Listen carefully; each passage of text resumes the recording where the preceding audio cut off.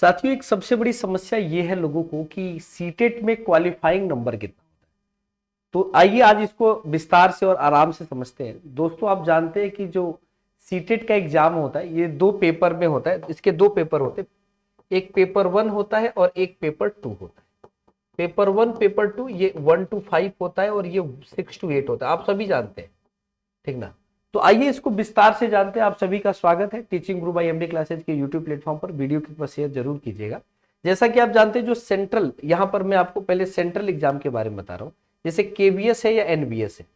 तो अगर आप यहाँ पर देखेंगे, अगर टीजीटी यहाँ पर अगर सीटेट को मांग रहे हैं एलिजिबल, मैंने सीटेट को अगर टीजीटी में एलिजिबिलिटी के तौर पर रख रहा है तो जनरल कैटेगरी के लिए 60% एलिजिबिलिटी का नंबर होता है और ये 60% 90 नंबर होता है। 150 में आपको 90 नंबर लाना होगा, कम से कम 90 नंबर लाना होगा। और ऐसे ही अगर आप ओबीसी एससी एसटी में अगर आप हैं तो इसके लिए आपको 55% नंबर लाना होगा, यानी 82%। वैसे ये 82.5 होता है, ये बात ध्यान दीजिएगा। वैसे अगर 150 का 55% करेंगे ना तो ये 82.5 होता है, लेकिन ये इसको आप जानते हैं हाई कोर्ट ने इस बार 82 नंबर को बोल दिया है कि 82 नंबर ही यहाँ पर सीटेट में क्वालिफाइंग नंबर रहेगा।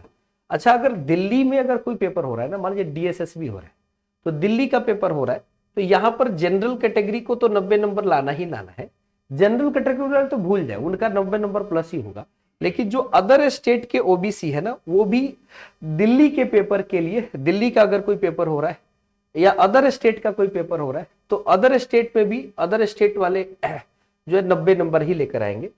अच्छा, दिल्ली का पेपर है तो दिल्ली का ओबीसी एससी एसटी को 55% नंबर लाना। एससी एसटी कहीं का भी है तो उसको 55 ही लाना है। लेकिन ओबीसी में ये समस्या है कि ओबीसी अगर दिल्ली का है तो 82 नंबर पर काम चल जाएगा 55%, या अगर अदर स्टेट का ओबीसी है तो उसको भी 90 नंबर लाना होगा। ऐसे बिहार में एक अलग नियम आया था। बिहार में उन लोगों ने क्या किया था, बिहार में उन लोगों ने ये किया था कि फीमेल को भी 82 नंबर का ही मानक में रखा है कि फीमेल के पास अगर 82 नंबर प्लस है तो आप जानते ही है कि यहां पर भी आपको क्वालिफाई माना जाएगा अगर बिहार में, ठीक है। जनरल कैटेगरी के हैं तो भी 90 नंबर लाना होगा, और बिहार कैटेगरी के हैं तो ओबीसी एससी एसटी है तो आपको बिहार का एग्जाम अगर दे रहे हैं तो फीमेल को भी इसी कैटेगरी में रखा गया।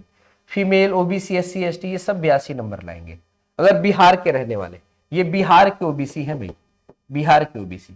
अदर स्टेट के ओबीसी को फिर से यही लाना होगा। अदर स्टेट के ओबीसी आप समझे कि आपको 90 नंबर ही लाना होगा।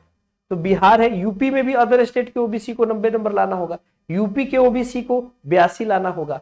ऐसे आपको समझना होगा, जिस स्टेट का उस स्टेट का। बस यूपी में फीमेल को यहां नहीं रखेगा। यूपी में जो फीमेल होगा तो अगर सामान्य फीमेल होगी तो 90 नंबर पे जाएंगे, और ऐसे होगा अगर मान लीजिए कि ओबीसी एससी एसटी की फीमेल होगी तो 82 नंबर लाना होगा।